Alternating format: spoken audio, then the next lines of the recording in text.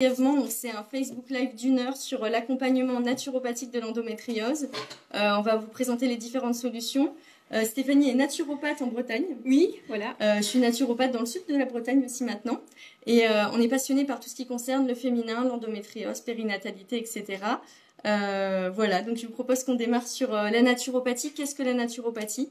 Parce qu'aujourd'hui, l'accompagnement d'endométriose, il peut se faire par différentes thérapies, mais il y a une approche, vraiment un angle particulier à la naturopathie. C'est une médecine traditionnelle qui est reconnue par l'OMS, donc comme la médecine traditionnelle chinoise et la médecine indienne ayurvédique. C'est vraiment reconnu comme une médecine de prévention. La définition de l'Organisme mondial de la santé, c'est que c'est pour renforcer les défenses immunitaires par des méthodes naturelles et biologiques. Si on va un peu plus loin avec ce qu'a défini vraiment le fondateur de la naturopathie en France, Pierre-Valentin Marchessault, c'est aussi de rétablir le pouvoir d'auto-guérison du corps. Donc c'est pas de donner forcément des traitements extérieurs qui vont dire à l'organe ah, tu fais ci ou tu fais ça, c'est laisser l'organe, le corps en fait se guérir de lui-même et de choisir son axe de guérison. Alors il y a on a plein de techniques en fait, en gros elles sont résumées en 10 techniques. Les principales, c'est l'alimentation avec un rééquilibrage, vous le verrez avec Stéphanie tout à l'heure. Il y a l'exercice physique et toute la partie psychologie aussi. Et à côté, on a plein d'autres techniques. Il y a l'hydrologie, le massage, des techniques réflexes, par exemple avec la réflexologie plantaire, les techniques de respiratoire, les plantes ouais. Pour drainer, revitaliser, l'énergétique et les techniques vraiment vibratoires. Ce qui est important vraiment de noter quand on parle de naturopathie, c'est qu'on considère l'individu dans sa part holistique. Holistique, ça veut dire qu'on ne regarde pas juste le corps physique d'un individu, mais qu'on va regarder tout son ensemble. On n'est pas juste ce corps physique que je touche, juste ses organes. On a aussi une part émotionnelle, on est constitué par nos émotions, une part énergétique. Alors là, on n'est pas du tout dans quelque chose d'ésotérique. Hein. L'énergétique, aujourd'hui, c'est démontré par la physique quantique, qui dit qu'on est toute une masse d'énergie. Et il y a aussi la part spirituelle. Alors la part spirituelle, c'est pas lié forcément à la religion l'utilise, mais pour nous, en naturopathie, la part spirituelle, c'est s'aimer soi. S'aimer soi, aimer les autres et aimer la nature. Et quand on s'aime, c'est ce qui fait qu'on peut mettre en place vraiment des choses pour réussir à se mettre dans un processus d'auto-guérison. C'est aussi un éveil au monde et un sentiment de gratitude, se sentir en harmonie en fait. Et ce qui est intéressant, vous verrez, on découvre plein de choses avec la naturopathie, c'est une manière de penser qui est différente de la médecine allopathique conventionnelle qu'on connaît. C'est pour nous, il n'y a pas plein de maladies différentes en fait, on met plein de noms différents, mais il y en a une seule, vraiment, c'est un surplus de toxines dans nos liquides en fait. On a trop de toxines. Et en naturopathie, ce qu'on essaye de faire, c'est de limiter les toxines qu'on va ingérer par l'environnement social, par la nourriture, etc. Et on va aider aussi le corps à évacuer des toxines. Ça, c'est notre objectif. Et les toxines, elles sont où ? Elles sont beaucoup dans les liquides. Majoritairement, on n'est pas du solide, en fait. Nous, les êtres humains, on est du liquide. Et on a des toxines dans le sang, dans la lymphe. La lymphe, c'est des liquides où il y a tous nos déchets dans le corps. Dans les liquides extracellulaires, à l'extérieur de la cellule, et dans les liquides intracellulaires. Et ces toxines-là, elles ont besoin de sortir de notre corps, sinon c'est des poubelles qu'on accumule dans le corps. Et quand on a trop de poubelles, on tombe malade, justement. Et pour sortir ces toxines, on va utiliser ce qu'on appelle organes émonctoires, c'est les organes qui sortent les poubelles. Donc il y a le foie, les reins, les intestins, la peau, les poumons. Et ce qui est intéressant aussi dans le cas de l'endométriose notamment, c'est qu'on peut rajouter en émonctoire, nous les femmes, on a un émonctoire supplémentaire qui est l'utérus, le vagin en gros. Donc voilà, et ça va nous aider. Et le but en naturopathie, c'est vraiment de limiter l'encrassage des cellules et de favoriser les interactions entre les organes pour que tout puisse s'auto-réguler. C'est ça l'objectif. Donc on va différencier les pathologies en naturopathie. C'est sûr que l'endométriose, c'est pas traité pareil que le diabète, on le prend en compte. Mais c'est surtout vraiment que ce soit une maladie ou une autre, c'est un amas de toxines, trop de toxines. Et ce qui fait la différence entre une maladie qui est plutôt au niveau de la thyroïde ou plutôt au niveau du ventre, etc., c'est les émotions qui sont stockées à un endroit. Et il y a aussi l'histoire individuelle de la personne. Quelles sont les mémoires qui sont stockées en elle. Et ça, nous, on prend en compte en globalité. Donc ce qu'il faut vraiment retenir, c'est qu'en hygiène de vie, en naturopathie, on va traiter l'hygiène de vie. On parle beaucoup aujourd'hui de naturopathie comme c'est la médecine par les huiles essentielles ou les plantes. C'est pas vrai, c'est pas du tout ça la naturopathie. Donc là, je vais peut-être vous surprendre et Et j'en serais ravie en fait de vous surprendre sur ce point-là parce que c'est pas juste qu'on parle de la naturopathie comme ça. Elle est beaucoup plus puissante. La naturopathie, c'est l'hygiène de vie, l'alimentation, l'environnement social, l'amour de soi, l'exercice physique.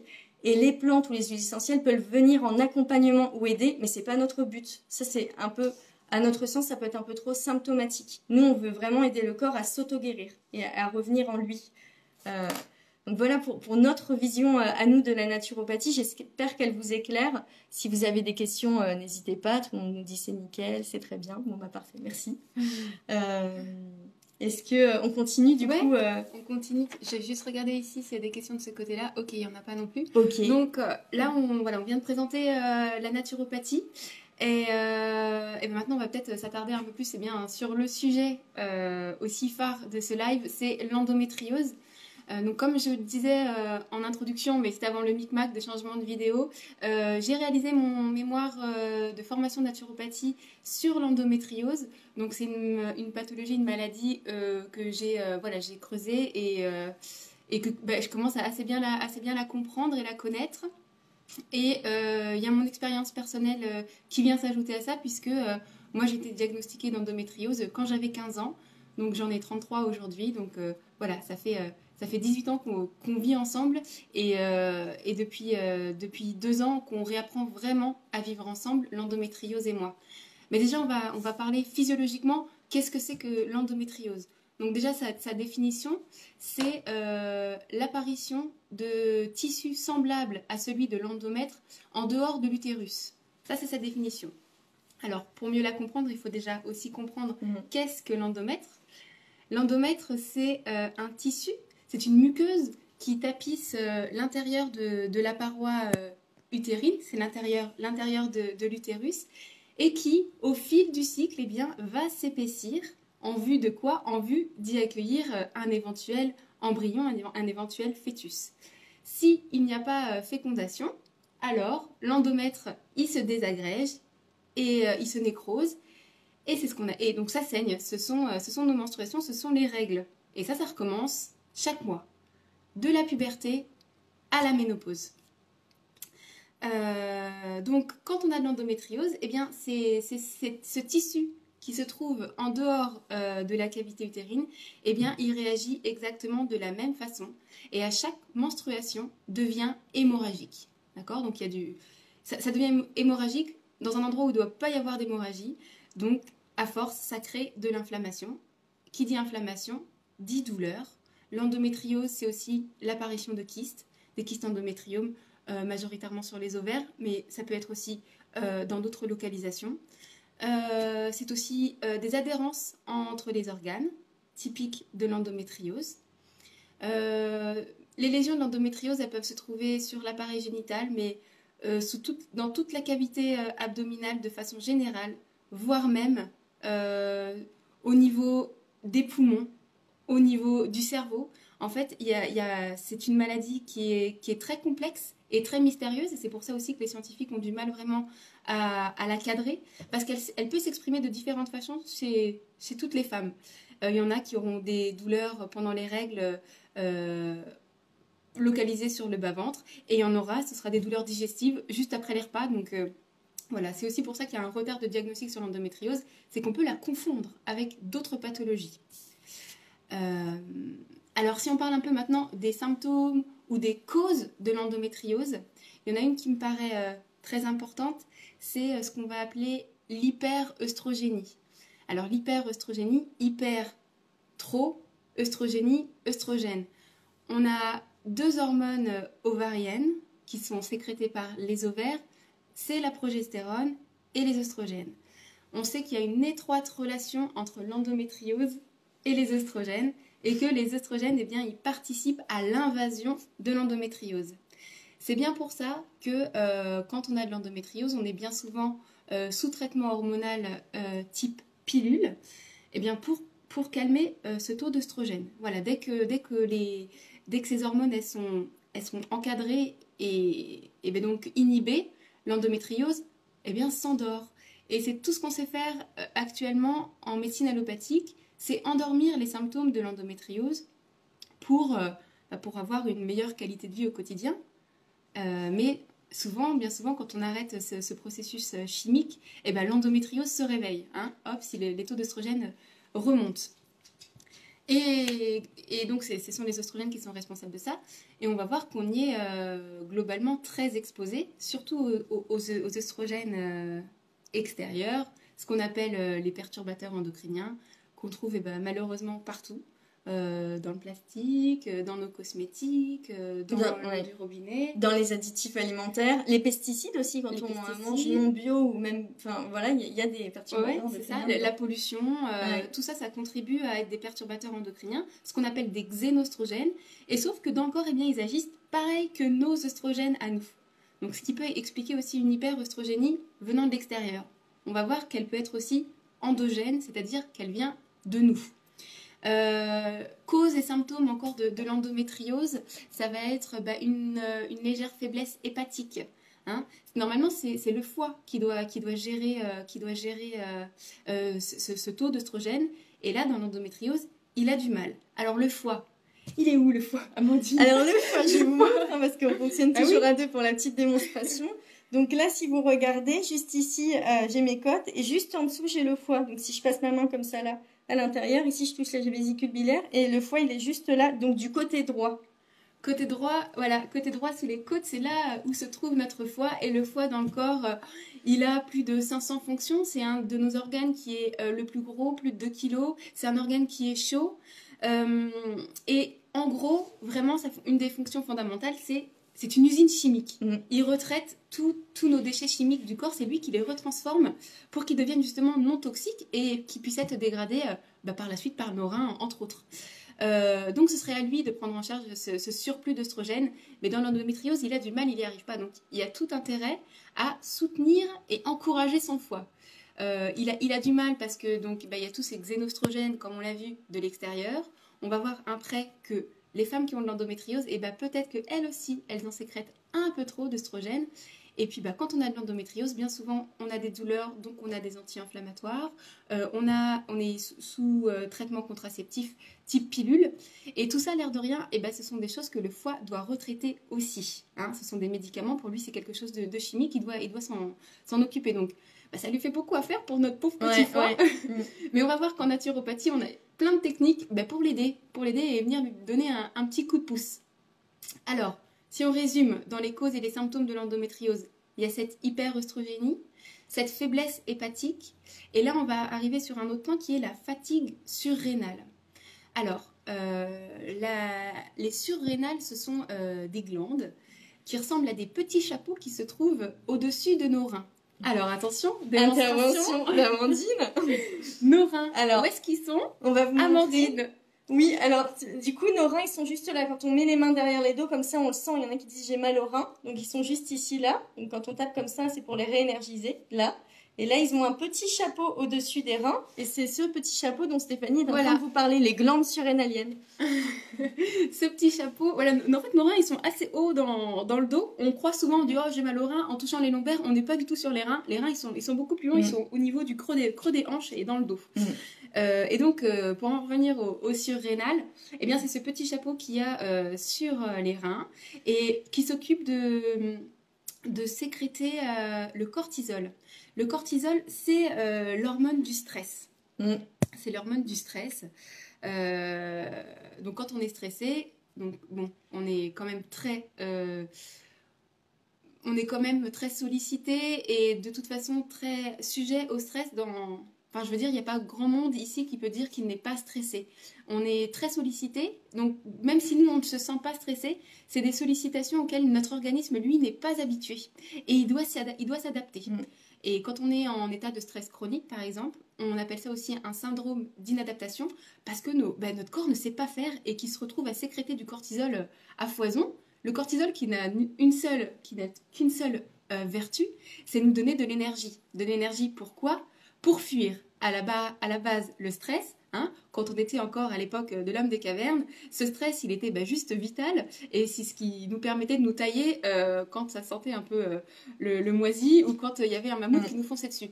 Notre corps continue à fonctionner comme ça, sauf que maintenant on n'a plus besoin de fuir et donc il y a toute cette énergie qui qui est créé mais qui ne sert à rien. Et bien justement, on arrive à cette situation d'épuisement des glandes surrénales. Alors là, vous me dites, bon, alors, qu'est-ce que c'est le lien entre le cortisol et l'endométriose? Eh bien, en fait, notre corps, pour fabriquer du cortisol, il va aller chercher différentes substances dans notre organisme pour fabriquer ce cortisol. Et il se trouve qu'une de ces substances se trouve être la progestérone. Donc, ce qu'il faut comprendre, c'est qu'en état de stress important, chronique, notre corps, chez la femme, vient puiser dans ses ressources en progestérone. Donc, ça nous donne une autre interprétation de cette hyperœstrogénie. On pourrait croire qu'on a trop d'œstrogène, mais en fait, est-ce qu'on n'a pas assez de progestérone? D'accord? Vous comprenez un peu la démarche? Donc, l'une des choses primordiales pour une femme qui a de l'endométriose, c'est la gestion du stress et des émotions. Et à mon sens, c'est l'axe numéro 1. C'est le plus important dans l'endométriose. Alors, le stress chez une femme qui a de l'endométriose, comme tout le monde, hein, on vit dans un monde occidental où tout va vite, on doit répondre, on n'a plus le temps de rien. Donc, il y a ce stress-là, ok. Et il y en a un autre. Il n'est pas rare quand on creuse un peu dans le passé d'une femme qui a de l'endométriose, eh bien, au niveau de l'enfance, qui est des événements marquants, des événements traumatisants, un schéma familial complexe, des ruptures avec des proches. Voilà, c'est pas rare de trouver ce genre de choses, et c'est très très intéressant de s'y attarder quand on a de l'endométriose. Voilà, ça me paraît primordial.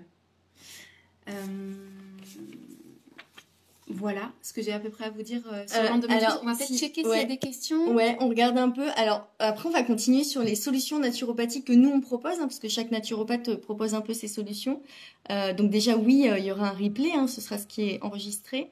Il y avait une question tout à l'heure, alors au tout début, sur le désir d'enfant, justement, cherche à trouver des solutions naturelles pour avoir un bébé.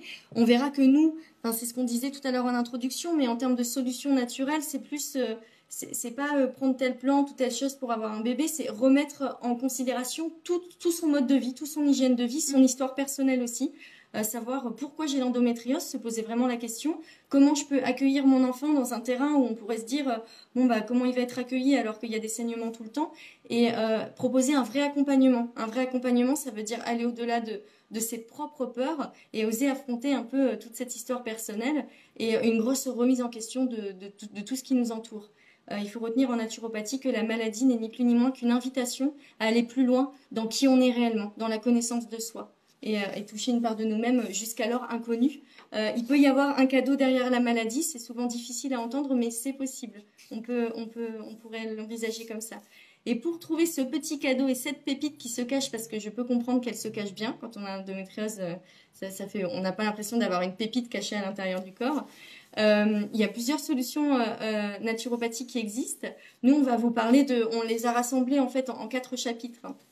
La partie alimentation que Stéphanie va vous présenter, la partie exercice physique, la gestion des émotions et du stress, et après d'autres outils. Et là, on a une question: quelle plante peut-on prendre pour se nettoyer de tous ces traitements ménopause, artificielle et FIV? Oui, alors sur les plantes, justement, nous on avait choisi de ne pas avoir une vision symptomatique ou quelle plante on utilise. Nous, on considère en naturopathie que c'est chaque histoire qui est personnelle. Et donc, quand on est dans un traitement ménopause artificielle ou FIV, déjà, c'est 2 expériences de vie totalement différentes. Les plantes, ça va dépendre du terrain de la personne. Souvent, c'est vrai que sur les sites internet, on voit utiliser telle plante pour chaque cas, alors qu'en fait, il faudrait faire une anamnèse, c'est-à-dire une étude globale de la personne pour savoir quelle plante elle peut prendre. Il n'y a pas que des plantes aussi. Il peut y avoir certains exercices physiques à faire. Donc, c'est vraiment, pour nous, il faut individualiser le traitement naturopathique et éviter par exemple d'aller dans un magasin bio et dire je prends telle plante et ça va le faire. Et c'est aussi ce qui explique en naturopathie qu'on va dire cette plante là elle marche sur cette personne mais pas sur telle autre.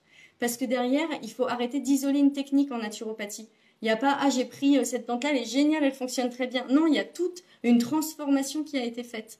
Et des fois quand vous allez voir un thérapeute, ok, il vous a donné une plante, mais c'est peut-être aussi le discours, l'échange qu'il y a eu avec ce thérapeute, l'échange qu'il y a eu post-thérapie aussi, quand on rentre à la maison et qu'on discute, les prises de conscience, et tout ça, c'est intégré en fait dans la démarche thérapeutique. Ça va beaucoup plus loin. Ouais, c'est ça, c'est vraiment du... C'est ça, on peut pas donner... Enfin là, on va vous donner des conseils dans les grandes lignes, mais c'est très dur d'aller dans des posologies de plantes, parce qu'on est tous individuels, on a tous notre terrain à nous, et il y a des... Voilà, comme le disait Amandine, il y a des personnes chez qui une plante pourrait être très adaptée, et chez quelqu'un, non. Mais globalement, voilà, il faut juste se rappeler le fondement. Là, on est encore le fondement de la naturopathie. On part du principe que notre corps sait faire. Il sait faire les choses, seulement il n'y arrive plus. Il n'y arrive plus. Pourquoi? Parce qu'il a trop de toxines. Donc là, c'est l'idée que chacun identifie les sources de toxines dans sa vie, qu'elles soient alimentaires, émotionnelles, stress, extérieures, et ensuite de voir comment lui peut améliorer son quotidien pour éviter cet amas de toxines. Donc, je propose qu'on enchaîne sur la première approche naturopathique. Oui, alors on va enchaîner. Je voulais juste vous remercier pour vos messages. C'est super de lire vos messages. Et puis, sur comment trouver un bon naturopathe, faire un peu confiance en la vie aussi. Moi, je dis toujours de voir le feeling qu'on a avec la personne. Quand on voit on ressent en fait, on ressent l'énergie des gens et faites-vous confiance dans le ressenti. C'est comme ça qu'on trouve un bon naturopathe, à mon sens. Voilà. Donc sur les solutions à l'alimentation, voilà, alors qu'est-ce qu'on mange ou plutôt qu'est-ce qu'on ne mange plus? Donc la naturopathie, il y a forcément on aime beaucoup agir sur l'hygiène alimentaire en naturopathie. Pourquoi? Parce que c'est celle qui est le plus maîtrisable tout de suite. Là, demain, si vous décidez de changer d'alimentation, c'est possible, hein. Vous remplissez encore votre assiette, donc c'est vraiment quelque chose qui est maîtrisable. On sait faire. Et donc, l'alimentation dans l'endométriose est très intéressante et très importante.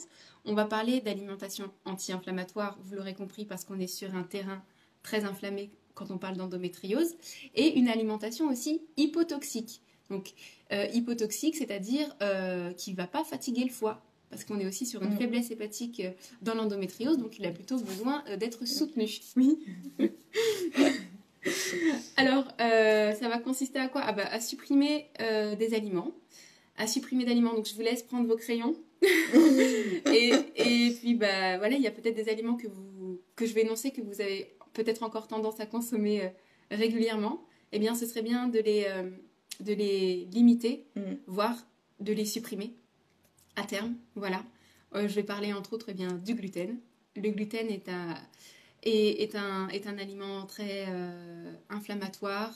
Ce sont principalement dans les céréales contenant du gluten, le seigle, le blé, l'épeautre, l'avoine.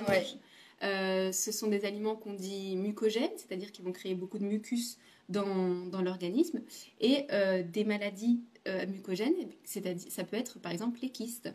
Voilà, les kystes sont des maladies typiques de trop de mucus. Donc de par ce côté mucogène, il y a tout intérêt à ralentir le gluten. Et pour tout son état inflammatoire qu'il crée au niveau intestinal, c'est vraiment un aliment à éviter. Donc voilà, on vous a énoncé les céréales dans lesquelles vous pouvez trouver du gluten.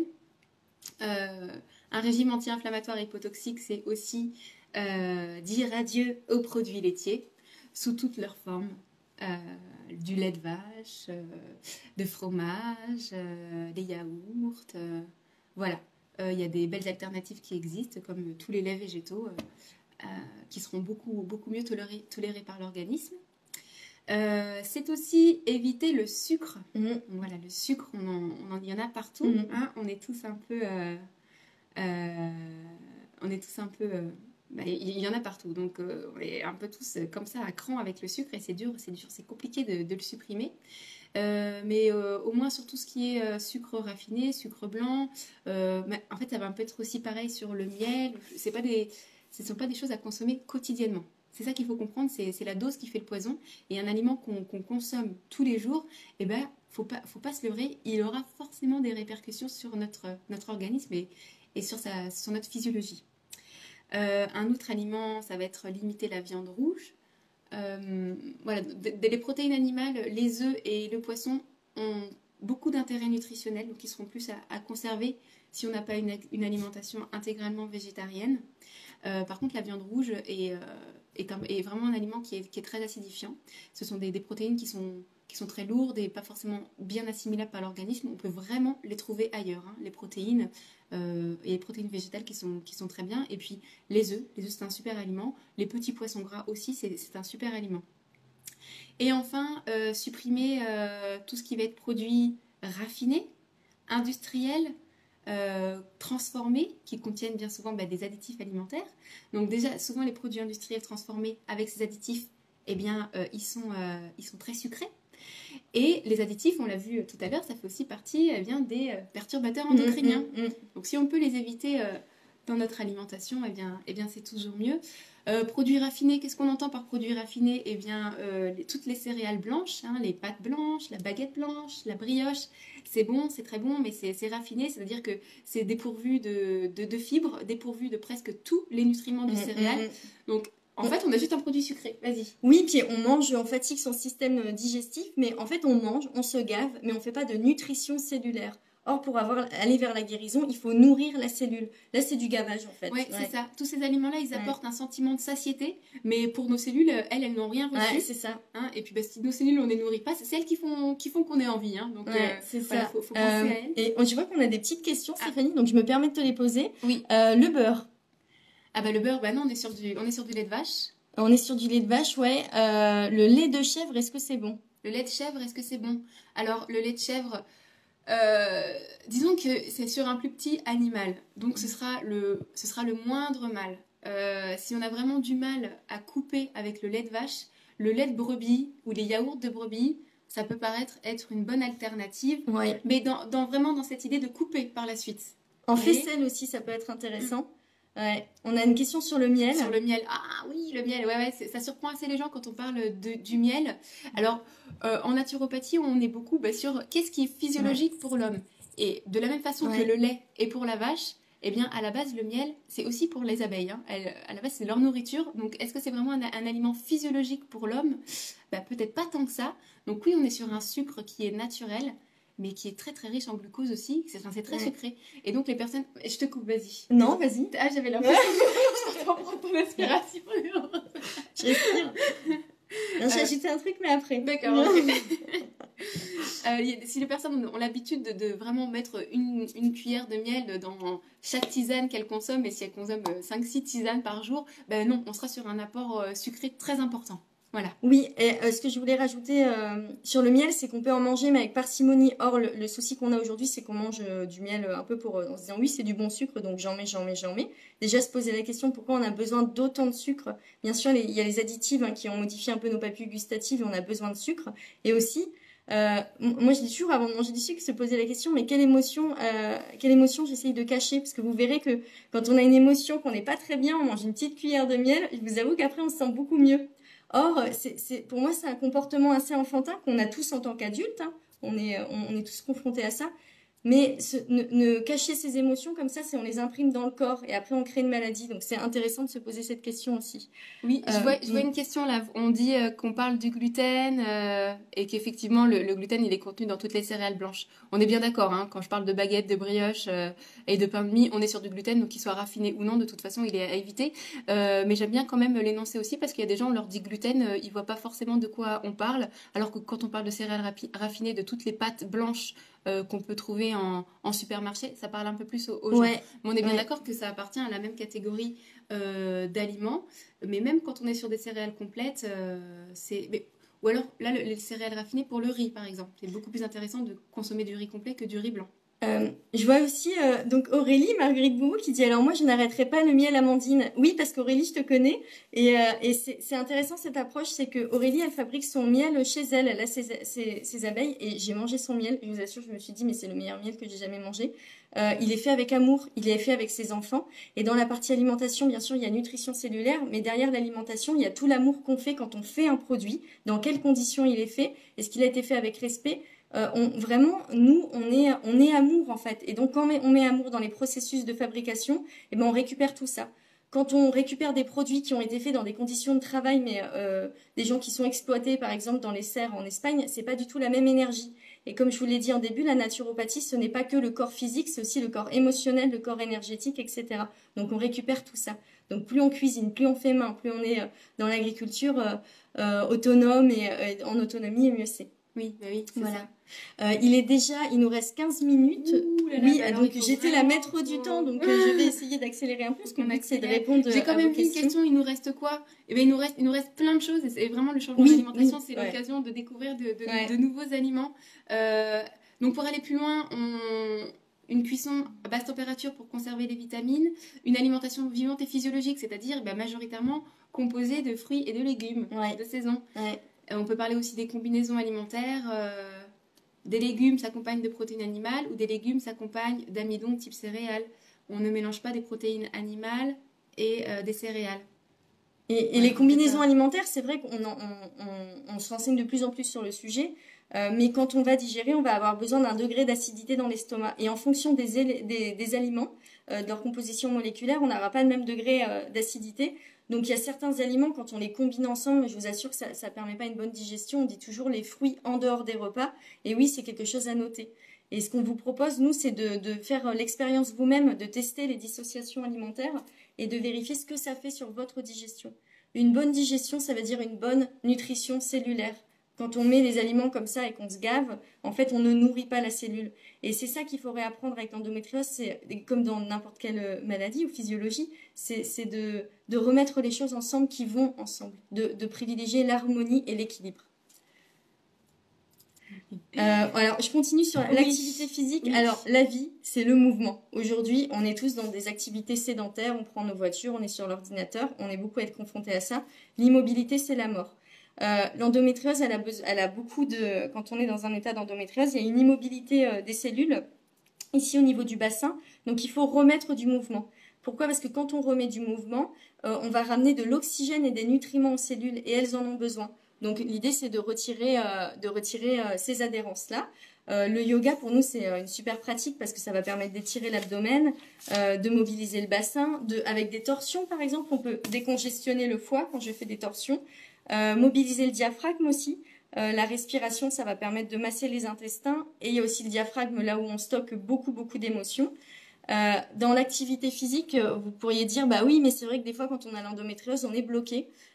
Donc, il faut choisir une activité qui est physiologique, qui respecte le corps, dans le respect et l'amour de soi. Et ça, c'est primordial. Et donc, chaque sport peut être testé. Il n'y a pas un sport qui est meilleur qu'un autre. D'ailleurs, le yoga, est-ce que c'est un sport? On peut tester le qigong, on peut faire un peu de footing, on peut faire plein de choses, mais c'est surtout être à l'écoute de soi. Qu'est-ce qui me met en mouvement et qu'est-ce qui va créer plutôt des fissures au niveau des cellules ou au niveau des muscles? Ou alors, qu'est-ce qui va régénérer les tissus? C'est la régénération des tissus aussi qu'on recherche dans l'activité physique. Mais n'oublions pas le mouvement. C'est pas parce qu'on a mal qu'on ne bouge plus. Et si jamais on a trop mal, on peut bouger, mais un tout petit peu, et on s'écoute avec toujours la respiration. Inspire, expire. On voulait aussi vous parler un peu de la gestion des émotions et du stress, parce que Stéphanie en a parlé. L'une des causes de l'endométriose, on l'a dit tout à l'heure, le stress. Ça va être trop de cortisol et donc du coup ça va pomper notre progestérone. Pilates. Ouais. Je reviens juste là, je viens voir Pilates. Oui, Pilates, toutes ces gyms-là, toutes ces gyms douces, yoga, Pilates, tout ça, ce sont des bonnes techniques qui sont pas traumatisantes. On y va en douceur. En fait, c'est ça, voilà, faut y aller vraiment en douceur et être à l'écoute de vous-même. Hein. Ouais. Se plonger dans l'approche naturopathique de l'endométriose, c'est aussi se reconnecter à soi-même et être à l'écoute de son corps et savoir ce qu'il veut dire et rétablir cette communion qu'il n'y a plus. Et surtout sur cette zone du petit bassin chez une femme qui a de l'endométriose, hein, c'est une zone qui est très contracturée parce qu'il y a beaucoup de douleurs. C'est une zone on en a marre de cette zone, elle nous fait juste souffrir. Il y a des femmes, elles, qui souffrent continuellement de l'endométriose jour après jour. Donc, c'est une zone qu'on a un peu en horreur. Et pourtant tout le travail va être de redonner du mouvement, de redonner de l'oxygène dans cet espace et de redonner de l'amour aussi. C'est très important. Ouais. Une question qui me paraît fondamentale quand on a de l'endométriose ou de façon générale une pathologie féminine, c'est est-ce que vous aimez votre utérus? Est-ce qu'il fait vraiment partie de vous? Hein, c'est quand même on est sur notre corps à nous là et voilà, faut essayer de rétablir ce lien et de savoir pourquoi la communication s'est rompue à un moment donné. Donc on peut parler maintenant de la gestion réapprendre à aimer son corps, ouais, c'est ça. Exactement, mais c'est la naturopathie, c'est être sur le chemin de la nature en fait, et s'aimer soi, aimer les autres, et ouais, c'est aimer son corps. Ouais. Sur les émotions. Les émotions, donc oui, la gestion du stress et des émotions. Alors comment on fait pour gérer son stress et des émotions? Bah, il y a des outils. On va vous donner des techniques. Vous allez dire, bah bon, mais oui, mais c'est super simple, mais personne ne le fait. On les connaît et on le fait pas. Et pourtant, la respiration, c'est une technique magique. Une vraie respiration complète. Hein, la respiration complète, elle va du plancher pelvien jusqu'au cerveau. Et ça, faut le sentir par niveau, cet air qui rentre, hein, les poumons qui gonflent, le diaphragme qui se baisse, le ventre qui sort, le périnée qui s'assouplit comme un trampoline. Et ça monte jusqu'à sous les clavicules et jusqu'à dans le cerveau. Et ça, c'est une vraie respiration. Et si au moins s'accorder quelques minutes par jour, on se pose, hop, on laisse tout de côté, on essaie pendant 5 minutes de ne pas être dérangé, les pieds au sol, on se connecte à soi-même, on s'intériorise et on fait des grandes respirations. Et on va poser sa conscience dans son utérus. On va la poser là et puis on va voir un peu ce qui s'y passe. Et on lâche et on décontracte le bas du ventre. Et ça, je vous assure, c'est une femme qui a de l'endométriose. Juste lui demander de décontracter son ventre. Rien que ça fait déjà beaucoup de bien parce que c'est presque inconscient. C'est une femme qui est tout le temps gainée. Elle est tout le temps gainée. Et en fait, je peux la lâcher aussi. Et quand je la lâche, ah là là, ça circule et puis ça va mieux, quoi. Et puis on souffle, et puis on respire comme ça. Faut presque s'imaginer que nos poumons, ils sont dans l'utérus. Et on respire que par là. Donc la gestion du stress, elle vient aussi par une bonne respiration. S'octroyer des moments de respiration dans la journée. Ça peut être aussi de la méditation. C'est bien parce qu'avec la méditation, on peut faire les deux. Hein. On peut respirer et poser son intention sur cette partie de son corps. La relaxation, la sophrologie, il y a différentes techniques. Ça peut être... il y a plein de choses pour gérer son stress. Il faut trouver l'outil qui vous parle à vous. Parce qu'on peut parler aussi d'écriture. Hein. Écrivez comment vous vous êtes senti, comment vous avez vécu votre journée. Tiens, il y a une émotion, je ne l'ai pas compris. Bon, alors j'écris. Extériorisez les choses. Extériorisez. Tout ce qui sera mis par écrit restera plus dedans. Et voilà, et ça sort. On dit tout ce qui ne s'exprime pas s'imprime. Hein. Nos émotions, elles sont là, elles sont stockées. Et quand on stocke une émotion, c'est ça qui crée la maladie. On dit dans maladie, il y a le mal a dit. Et voilà, c'est exactement tous les mots du corps, MOTS et les mots MAUX. Il y a tout ça aussi à prendre en considération. Ouais, c'est ça. Ouais. Et la gestion des émotions, eh bien, si vous décidez de vous faire accompagner par un thérapeute, par exemple, il y a déjà l'écoute et l'échange, hein, qui est primordial, rien que d'être écouté, parler et de vider un peu son sac. Ouais. Auprès d'un professionnel, c'est toujours plus intéressant. On peut le faire auprès de ses amis, mais le but du thérapeute, ça va vous amener aussi, vous, à vous amener vers une prise de conscience petit à petit, parce que derrière votre discours, il y a quelque chose qui va faire écho aussi chez le thérapeute et peut-être mettre en lumière quelque chose que vous ne voyez pas pour l'instant, qui était encore un peu flou. Et si on vous y amène petit à petit sur ça, ça va peut-être faire un déclic aussi en vous. Et des fois, l'endométriose, elle peut aussi s'apaiser quand on a compris des choses. Et là, c'est super important. Hein. Ça peut s'apaiser quand on a compris des choses, quand on a accepté des choses, quand on a pardonné des choses. Encore faut-il en avoir conscience. Et c'est pas toujours le cas. Ouais. Il y a un commentaire donc de Léa qui dit que donc en gros il ne faut surtout pas être stressé, c'est vrai dans l'idée, et dans le il faut, dans la phrase, il y a beaucoup de stress parce qu'il faut que je sois comme ci, il faut que je sois comme ça.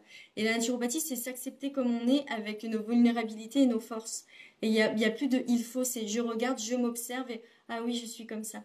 Et rien que de s'observer, on déstresse en fait, parce qu'on arrête de se mettre une pression en disant faut que je sois zen, faut que je sois. Aujourd'hui, on est dans le courant de la zénitude, et alors en fait, on est plein à être hyper faut que je sois zen, non, je suis zen. Et en fait, on cache plein de trucs. Donc, se libérer. Et des fois, on a des émotions, elles sont là, et ben leur permettre d'être là sans faire du mal à l'autre. Hein, c'est les nôtres, faut pas les jeter en pleine figure de l'autre, mais s'observer. Comment moi je me sens aujourd'hui. Je vais rebondir juste sur un commentaire. Je lis, c'est la maladie du siècle, le stress. Oui, le stress, il est responsable de beaucoup de pathologies aujourd'hui. Il a vraiment un impact sur notre organisme et notre physiologie. Il agit de façon néfaste. L'endométriose, alors on en parle un petit peu plus maintenant, mais on a retrouvé les premiers écrits d'autopsie gynécologique qui décrivaient des lésions approchant de l'endométriose il y a 300 ans. Donc, c'est une maladie qui est encore peu connue maintenant, mais peut-être qu'il y a depuis 300 ans, elle existe. Donc on n'est pas forcément que sur un mal du siècle. Hein. On parle pas. Le stress dont on parle là maintenant, c'est pas juste le stress. Oh vite, faut que je sois à l'heure. J'ai les enfants à aller chercher. J'ai une réunion au travail. On est aussi sur un autre stress plus passé. Ouais. Vous voyez, c'est sur ces événements-là.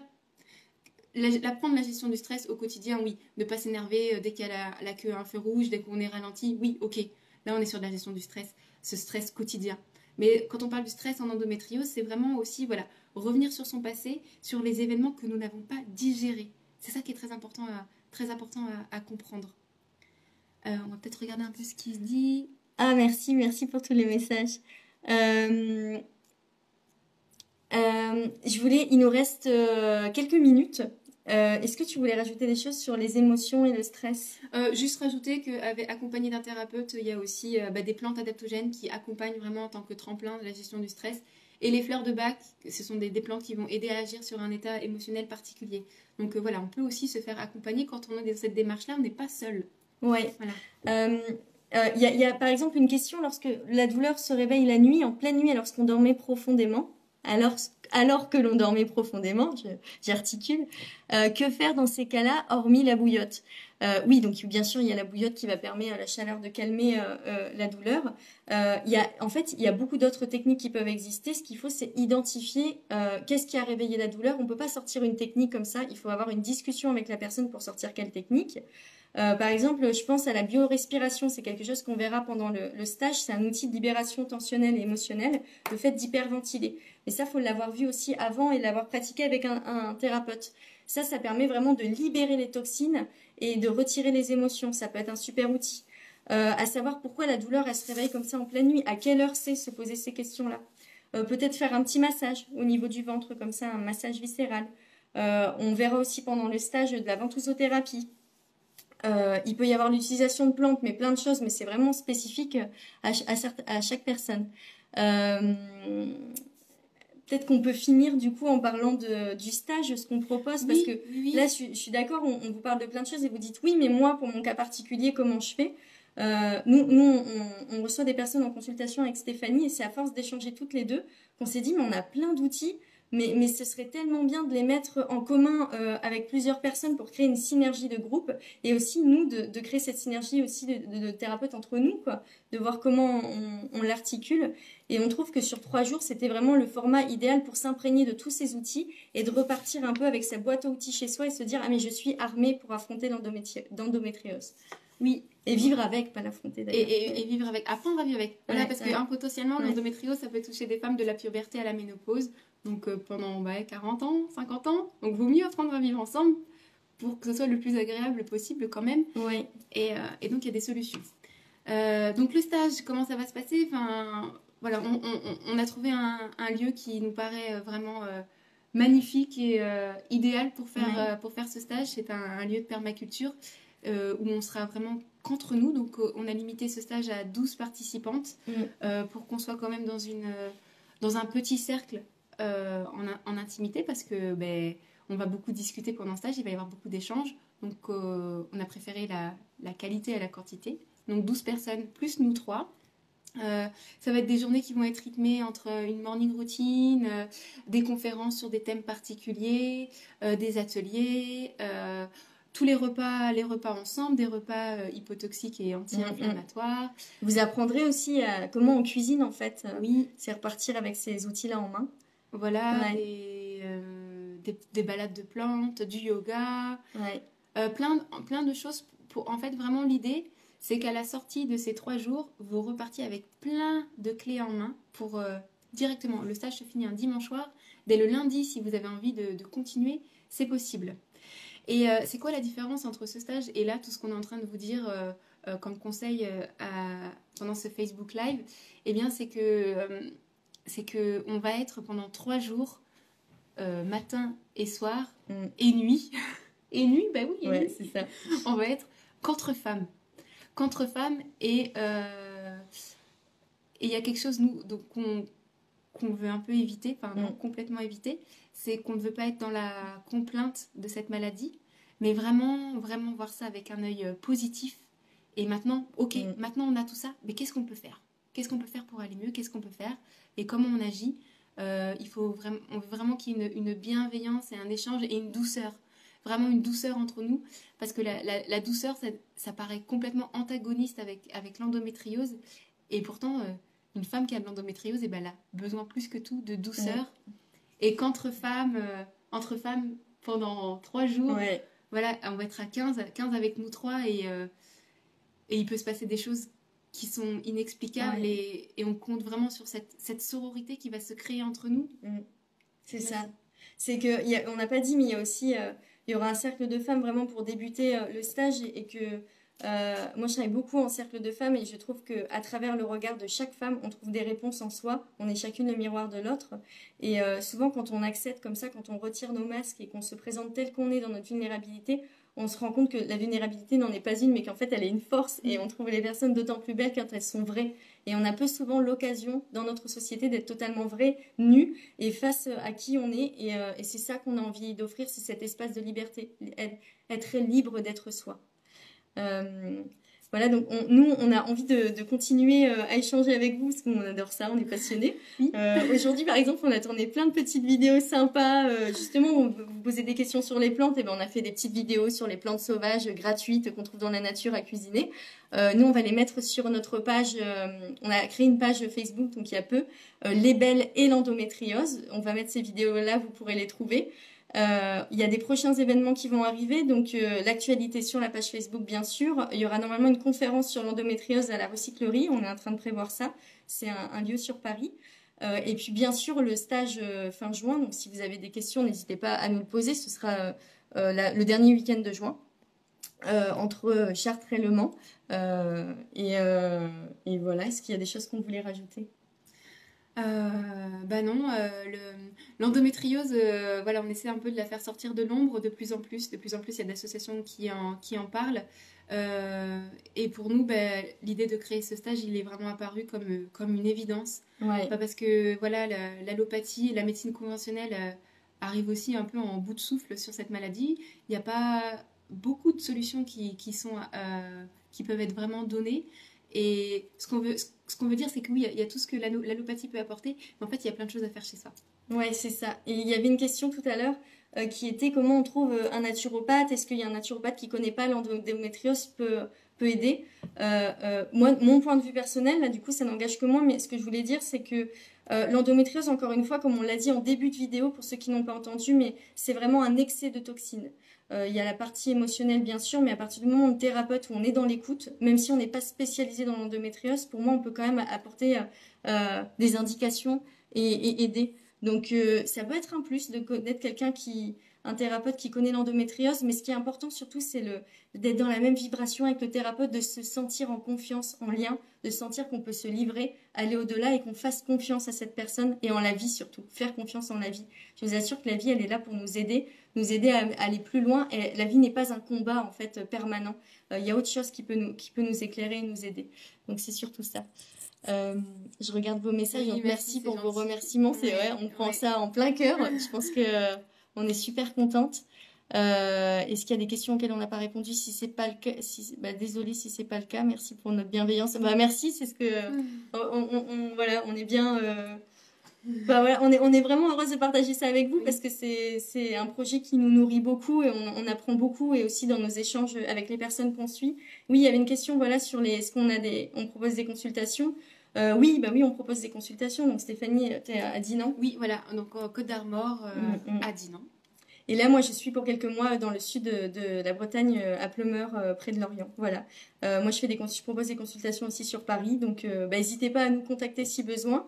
Et puis, on se rejoint toutes les personnes qui étaient intéressées sur la page Facebook Les Belles et l'endométriose. Et le but, voilà, c'est d'échanger. N'hésitez pas à poser des questions, à réagir sur nos posts. Il y a une question sur le tarif du stage. Ah oui, mais merci Olivia pour cette question. On a un tarif en plus early bird. Oui. Et alors, on va peut-être vous donner les dates aussi. Parce qu'on l'a pas fait. Oui. Le séjour, il est du 28 juin au au 1er ou 2 juillet, même pas. C'est le dernier week-end de juillet. En fait, C'est c'est dernier, du ouais. jeudi soir et ça finit le dimanche soir. Voilà, dimanche. Voilà. Ça doit être le dimanche Il 1er y a juillet. des solutions de covoiturage qui vont être mises en place. Enfin, c'est vraiment toutes les personnes qui vont s'inscrire prochainement. Il y aura un groupe secret Facebook. On va toutes s'organiser pour que voilà. Donc on sait que c'est pas ouvert dans. Voilà, Laurie, elle est pas avec nous physiquement, mais vous pouvez la voir, elle est dans les commentaires et elle est au taquet. Elle a répondu. Le tarif du stage jusqu'au 30 avril, il est 390 €. Donc dans ces 390 €, il y a l'hébergement, la pension complète et bien toute la programmation de la journée, les ateliers, les conférences. Ouais. Et après donc le 30 avril, il est à 420 € si je me trompe C'est pas. ça, 420 € Et après. merci Laurie si tu veux confirmer. Voilà, oui, parce que Laurie, on est 3 en fait. Vous voyez que 2, mais on est 3 et Laurie est vraiment dans la même dynamique que nous. Et elle me ressemble beaucoup parce que c'est ma sœur. Voilà. Merci. Oui, merci de nous avoir beaucoup. suivis. Ouais. Et, Génial, Ouais. on avait vraiment hâte d'en parler avec vous et aussi de vous présenter l'endométriose sous une autre forme que celle du combat. Non, on peut vraiment l'apprivoiser autrement et on part du principe que la vie elle peut être beaucoup plus simple si elle n'est pas un combat quotidien mais un apprentissage. Ouais, Et ça. en fait, l'endométriose, elle a beaucoup de choses à nous apprendre. Exactement. Bisous. Merci. Ciao. Au revoir. Alors je coupe. Excusez-moi si